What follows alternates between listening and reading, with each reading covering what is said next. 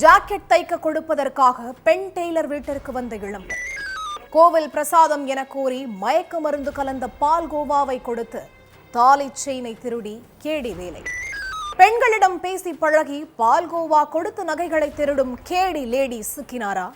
பின்னணி என்ன?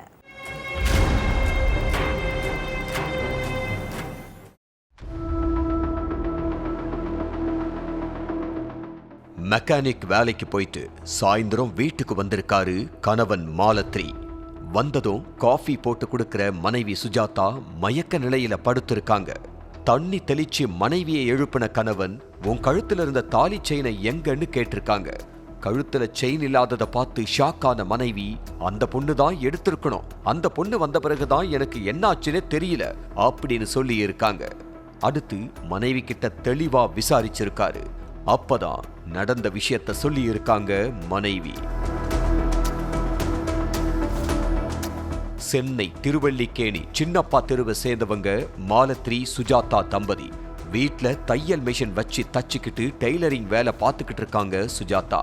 அதனால துணி தைக்க கொடுக்கறதுக்காக வீட்டுக்கு நிறைய பெண்கள் வர்றது வழக்கம். அப்படித்தான் திருவல்லிக்கேணியைச் சேர்ந்த ஆர்னிப்பள்ளி ரவணம்மாங்கிற பொண்ணு ஜாக்கெட் தைக்கிறதுக்காக வந்திருக்காங்க. சுஜாதா கிட்ட நல்லா பேசின ரவணம்மா தான் ஆந்திராவில் உள்ள ஒரு கோயிலுக்கு போனதாவும் அங்க பிரசாதமா கொடுத்தாங்கன்னு பால்கோவாவை கொடுத்திருக்காங்க. சாமி பிரசாதம்னு சொன்னதும் எந்த மறுப்பு சொல்லாம அதை வாங்கி சாப்பிட்டிருக்காங்க சுஜாதா.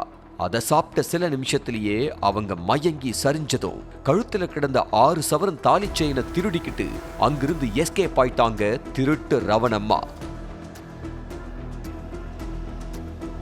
இந்த சம்பவம் நடந்த சில மணி நேரம் கழிச்சு வீட்டுக்கு வந்த கணவன் தான் மயங்கி கிடந்த மனைவியை எழுப்பி இருக்காரு. அதுக்கப்புறம் தான் தாலி செயின் திருடு போனது தெரிஞ்சிருக்கு. அடுத்து 2 பேரும் போய் ஜாம் பஜார் காவல் நிலையத்துல புகார் கொடுத்திருக்காங்க. அதுக்கப்புறம் வழக்கு பதிவு பண்ணின போலீசார் சம்பவம் நடந்த சாலைகள்ல இருந்த சிசிடிவி கேமராக்களை செக் பண்ணி இருக்காங்க. அதுல அந்த பொண்ணோட அடையாளத்தை காட்டியிருக்காங்க சுஜாதா. அடுத்து சென்னையில உள்ள காவல் நிலையங்களுக்கும் போட்டோவை அனுப்பி விசாரணையில இறங்கின போலீசார் திருவல்லிக்கேணி அரிசி மண்டி தெருவில் உள்ள அவங்க வீட்டுக்கு போய் அரெஸ்ட் பண்ணி இருக்காங்க. அதுக்கப்புறம் ரவணம்மா கிட்ட நடத்தின விசாரணையில அவங்களோட வேலையே பால்கோவாவை கொடுத்து நகைகளை திருடுறது தான் அப்படிங்கிறது தெரிய வந்துச்சு. ஆந்திராவை சேர்ந்த ரவணம்மா கடந்த 10 வருஷத்துக்கு முன்னால சென்னைக்கு வந்து தங்கி சித்தாள் வேலை பார்த்திருக்காங்க. ஆன்லைன் கேம்ல அதிக ஆர்வம் கொண்ட திருட்டு ரவணம்மா அதனால பணத்தையும் இழந்திருக்காங்க. தான் உழைக்கிற பணத்தை மட்டும் இழக்காம கடன் வாங்கியும் ஆன்லைன் கேம்ல இழந்த ரவணம்மா கிட்ட கடன்காரங்க பணத்தை கேட்டு நச்சரிச்சிருக்காங்க. அந்த கடனை அடைக்க பல இடங்கள்ல பணம் கேட்டு அலைஞ்ச இவங்களுக்கு ஏமாற்றம்தான் மிஞ்சி இருக்கு. அதனால வெக்ஸான ரவணம்மா நூதன முறையில திருட பிளான் பண்ணி இருக்காங்க. அதுதான் கோயில் பிரசாத பால்கோவா ப்ராசஸ். தெருவில் உள்ள எல்லா பெண்கள் கிட்டையும் நெருங்கி பழகின ரவணம்மா அவங்க கிட்ட நகைகள் எத்தனை சவரன் இருக்குதுன்னு கூட கேட்டு தெரிஞ்சு வச்சுப்பாங்க.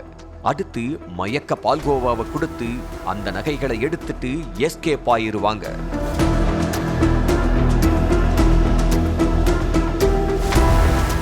அப்படித்தான் தான் வீட்டு பக்கத்துல உள்ள கொடியரசிங்கிற பொண்ணுகிட்ட பேசி பழகி நகைகளை பத்தி விவரத்தை தெரிஞ்சுக்கிட்ட ரவணம்மா பீரோ சாவிய திருடி 21 சவரன் நகைகளை திருடி இருக்காங்க. 20 நாளா போலீசார் கண்ணுல சிக்காத திருட்டு ரவணம்மா அடுத்து பால்கோவாவுல மயக்க மருந்து கலந்து வேற ஒரு பொண்ணுகிட்ட நகைய திருடி இருக்காங்க. அந்த நகைய அடகு கடையில போய் 8 லட்சத்துக்கு வித்து அதை வச்சு ஆன்லைன்ல கேம் ஆடி இருக்காங்க. அடுத்து போலீசாரோட விசாரணையில ரவணம்மாவோட கேடி வேலை வெளிச்சத்துக்கு வந்திருக்கு. ஆனாலும் திருந்தாம சுஜாதா வீட்டுக்கு ஜாக்கெட் தைக்கிற மாதிரி வந்து தாலி செயினை திருடிக்கிட்டு போயிருக்காங்க. ரவணம்மா கிட்ட இருந்து 20 சவரன் நகைகளை பறிமுதல் செஞ்ச போலீசார் இதுவரைக்கும் எத்தனை பெண்கள் கிட்ட கைவரிசை காட்டியிருக்காங்க, அந்த நகைகளை எல்லாம் எங்க வித்தாங்க, ரவணம்மா மட்டும்தான் இந்த திருட்டு வேலையை செய்யறதா இல்ல இவங்களுக்கு பின்னால பெரிய டீம் ஏதாவது இருக்குதான்னு தொடர்ந்து விசாரணை நடத்திக்கிட்டு இருக்காங்க.